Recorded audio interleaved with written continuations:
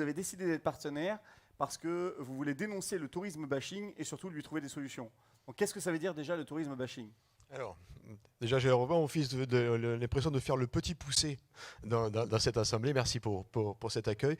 Et aussi la preuve que peut-être à un tout petit échelon, on peut agir directement aussi pour la SE. Donc le tourisme bashing, c'est quoi ? C'est juste la négation absolue du tourisme. C'est lorsqu'on arrive à un point où l'activité touristique va totalement à l'encontre de ce qu'elle devrait être, c'est-à-dire une rencontre finalement entre les individus. Et ça devient, dans notre cas en tout cas, lorsque l'activité économique est aussi importante que c'est le cas du tourisme dans la région Provence, ça devient un vrai problème économique. Voilà.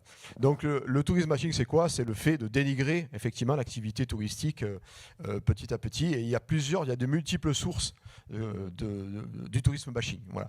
En gros, l'une des plus importantes est probablement la concentration de l'activité touristique, la concentration dans l'espace et la concentration dans le temps. Voilà.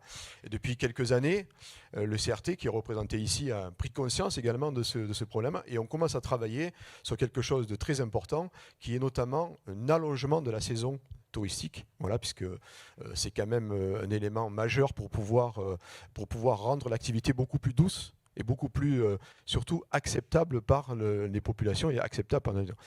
Pour bien comprendre l'intérêt de la chose, c'est en quoi ça peut nous intéresser, nous, professionnels du tourisme, c'est qu'on est en train tout simplement de toucher à la matière première de notre activité. Voilà, on peut se dire, effectivement, dégrader l'environnement, dégrader le patrimoine, dégrader les relations sociales, eh bien tout ça, ça vient dégrader notre outil de travail et donc fournir une bien plus mauvaise qualité de service à nos clients. Voilà. Donc nous, on a décidé de réagir là-dessus et de travailler à notre échelle sur ces éléments-là. Alors, le premier point, c'est sur l'allongement de la saison. Ils sont faits notamment avec des éléments plus pratiques, tels que des éléments tarifaires, mais également, surtout, un travail sur l'offre, très important, puisqu'on a développé un certain nombre de produits qui ne sont réalisables que sur certaines saisons, de préférence les basses et les moyennes.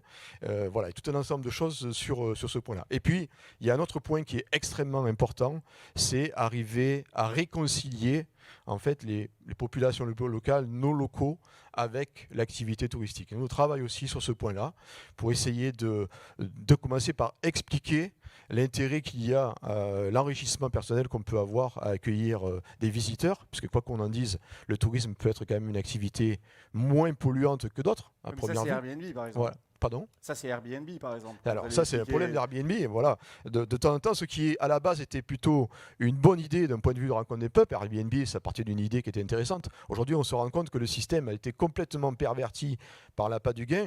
On a un exemple flagrant ici à Marseille, le quartier du Panier.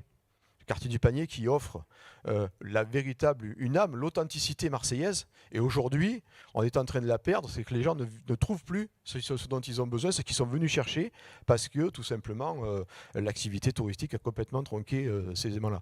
Et puis un autre exemple, puis je finirai là-dessus, c'est la protection de l'environnement. On a vu, il y a eu la protection d'une calanque qui a décidé spontanément de limiter spontanément la fréquentation.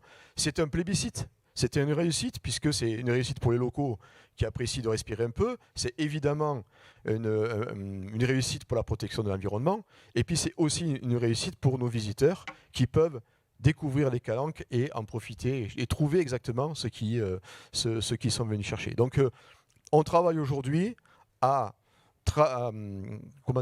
accueillir différemment pour accueillir de façon beaucoup plus efficace et surtout beaucoup plus agréable pour soigner ce qu'on appelle l'expérience client. Voilà.